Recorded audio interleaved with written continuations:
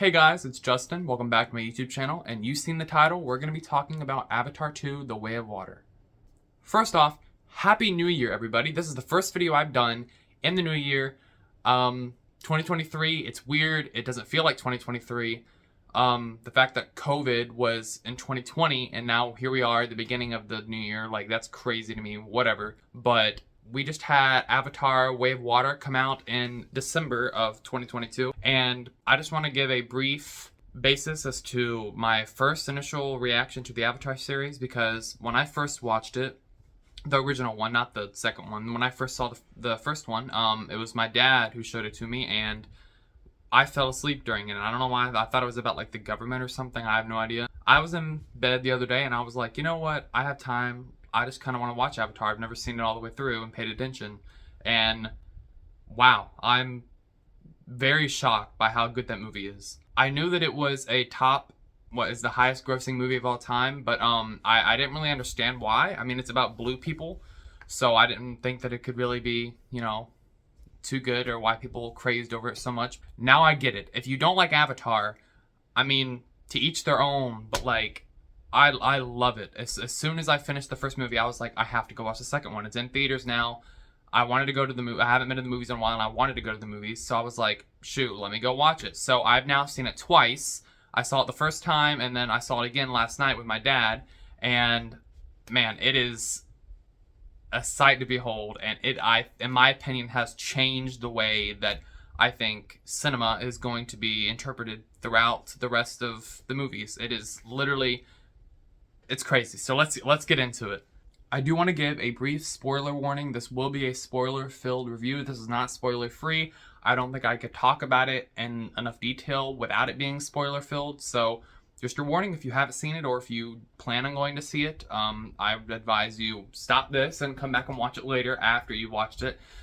Because it's just, I don't want to ruin the experience for you. I've seen it twice, like I said, and I have to say, for a 3-hour movie, neither of those times, which is weird because especially the second time, it somehow felt shorter. At any point did it feel like it was longer than maybe 2 hours. It constantly keeps you engaged, and especially for a 3-hour movie, it's hard to say that there was no like filler in it, but I really didn't feel bored at any at any part during the entire film. It constantly immersed me in Pandora and the world that they were trying to create, and the visuals, holy crap, how do you do that on a computer? I know a lot of it was done like underwater, like they literally trained the actors underwater, but just like, it looks so real, bro. I know they use motion capture, but like beyond that, I don't know anything else. So I literally was the entire time just baffled, like, how the heck did they do that? If you go to the theaters and watch this, if you're planning on waiting till it goes on Disney Plus or, you know, comes out on DVD to go watch it, you need to go watch it in theaters. This is made to be watched on a huge screen. It is such a beautiful movie, and just the visuals, especially the underwater parts with like the animals and everything, or the sea creatures and everything, like, it just blew me out of the water, pun intended. It was just amazing, especially the second time, like, anticipating, like, what's to come and whatnot. Like I said, there's gonna be spoilers, like when the whale, which, it's not a whale, I don't really know what it's called. I kind of forgot, Tukun or something like that. I don't know. I've seen it twice. You think I should know. Whenever it, like, jumps out of the water and everything and then lands on the ship and is just, like, starts killing and, like, going nuts on the sky people or humans. I anticipated certain parts of the movie more while watching it the second time, looking forward to it more because I knew it was going to happen. Whereas the first time I watched it, it kind of kept me on my toes a little bit. And not that that's a bad thing or anything. Obviously, you want a movie to, you know, immerse you and you're like all in and ready to see what's going to happen next. But it's just crazy. It's crazy. I have seen a few other reviews, and they have said, like, this battle at the end feels much more personal than the first one did, and I highly agree, because the first one, you know, they're in the forest of Pandora and everything, and the banshees and everything are attacking the helicopters, but in this one, it feels like it's just on water, and it feels like it's just between the Colonel and Jake and his family and everything. It feels way more just like they're there in those islands just for them, and they want them dead. I felt like it was much more intimate, and I feel like, because I didn't know that this was supposed to be, like a 5-part or 3-part series. I think 5 parts. I feel like by the end of it, it would have felt sort of like we've seen the same thing already, like with the story and everything like that, with the big ending, you know, the big battle. But like, no, they toned it down a little bit, but it didn't make it any less interesting. It was still wonderful and a great battle. That third act is just constant, just action, and it's awesome, and I loved every part of it.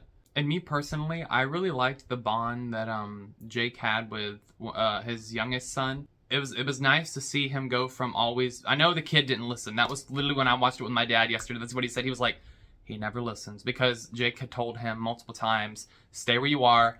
I'll handle it. You just don't come." And every single time he would disobey him, which, like, I agree, he does not listen, but still, he was very harsh on him throughout the majority of the movie. And I know it's just because he cares for him, you know, and he you know, cares for his family and wanted to see them be okay. But it was nice at the end to have that sort of, the kids have to go save the parents. It was very enjoyable, and I liked seeing the relationship with Jake and his son be mended, and him, you know, say the famous "I see you" line to him and everything like that. Yeah, so I really enjoyed that, and I liked seeing that also the Sea People tribe, the leader's son, also feels like he's a disappointment, you know, to his father. And the one from the forest, the son from the forest and the son from the sea, they could both relate on that level personally, and both say, you know, like, we have that in common. Our fathers expect a lot from us and are very harsh on us. It was nice to see them sort of build a relationship and, you know, grow and become a part of the community that they joined. I do want to talk about a character that I've heard other people have a couple problems with. I don't think he's as big as a problem as people might say he is, but I am not entirely, you know, on board with him. Like, I don't really like him that much. And this is a human character named Spider. He was raised by basically the Na'vi, and he goes back to the lab and everything, but he's a human, and he has to wear like a breathing mask the whole time. And we find out that he's actually the Colonel's son before he died.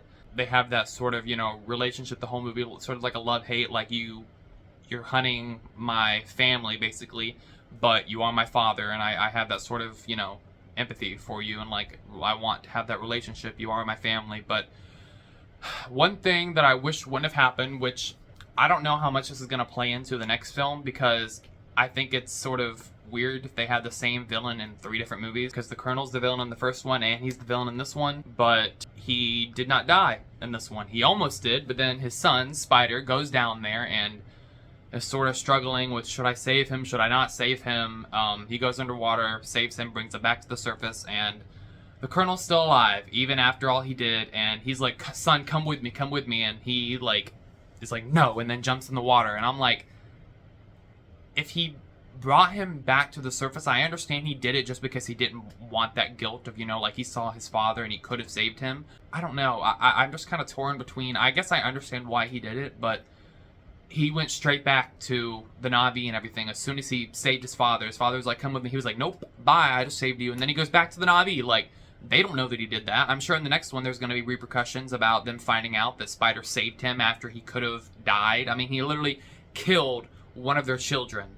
So, I mean, I don't know. It's just crazy that he went up there and saved them, and then without, I mean, it would have made sense if he would have then, you know, like, switched sides or something. He's very torn between both sides. Like, he's helping both of them at the same time, which is, I think, a strange, you know, concept. But, I mean, it would have made sense if he would have just let him be down there and stayed with an IV, or he would have saved him, and then his father said, "Come with me," and Spider, like, looked back at them and then went with his father.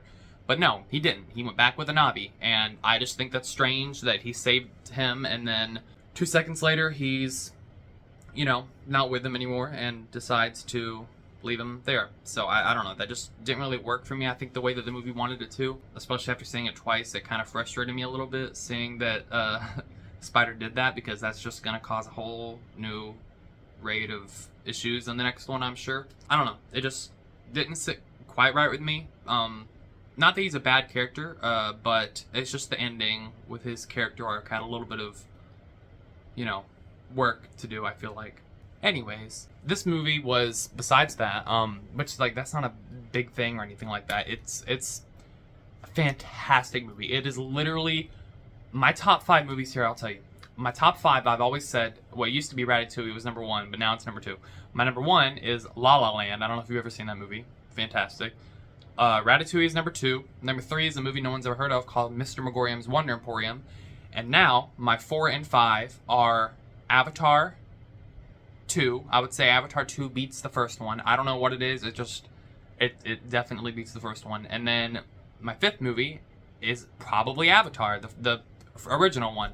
So literally 2 of the Avatar movies are in my top 5 now. Which I know people are like, okay, you just saw the movie, like, let it die off a little bit, or like, you're just now getting into it. Like, so many people said it was their favorite movie before. I don't care. I had never seen it before, like, all the way through, and, like, paid attention. I fell asleep the first time, so I have ridden the ride and everything at Disney, so now I feel like that's going to give me another appreciation and go further whenever I go to Disney again in Animal Kingdom and ride the ride and everything, or rides. There's 2 of them.